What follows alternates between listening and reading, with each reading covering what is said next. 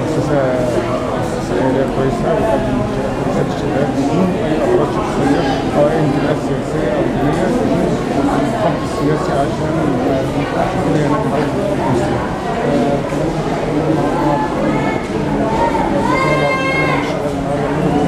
الشباب قادر إنه يمنع البطولة بنفسه تصرفاته وأحداثه.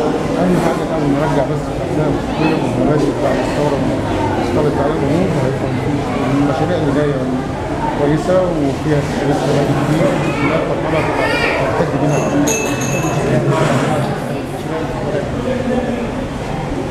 في مشاريع كتير في قناة السويس، في مشاريع استثمارات، في مشاريع الإسكان الشبابية، كلها دي الشغل فيها خدمات شبابية، خدمات شبابية وعمال وفيها كل حاجة، في مشاريع بس عايزين نتابع، عايزين ننضم للبلد ونبقى ايدينا في ايديهم ونبقى كل الإعلام فقط عليها الشباب شايفه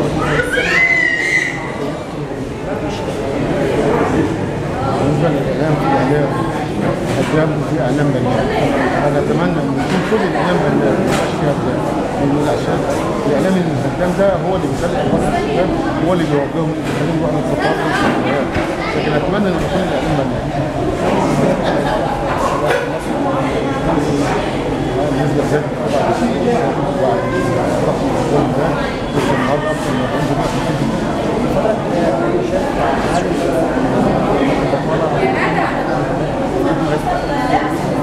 هي البطارية هتقل بس بالصبر بالمساعدة، إن إحنا قاعدين على بعض كلنا، إن إحنا ندور كل واحد يدور على حاجة يعملها بدل ما واحد ندور ننتج، مش لازم في مكان، أنا كشاب لازم في شاب في مكان وما تبقاش المكان يشتغل حد تاني مؤقتا ماشي الدنيا لأن البلد تبقى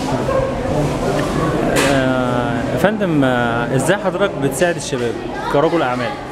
أنا مساعدهم مش بالمال.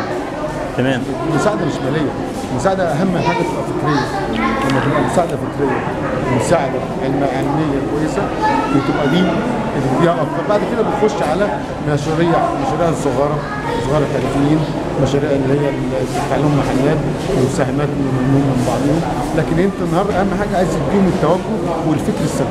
تفتكر يا فندم هو فعلا الشباب المصري عنده إحباط أو عنده كسل إن هو يبقى حاجة؟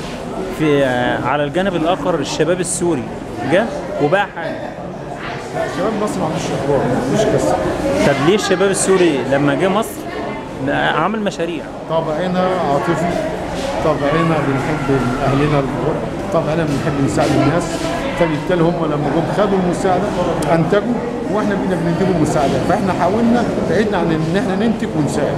طيب يعني بعيدا عن موضوع المؤتمر، تفتكر حضرتك ان الرئيس السيسي قادر ان هو يكمل ال4 سنين ولا هنقول له لحد هنا شكرا؟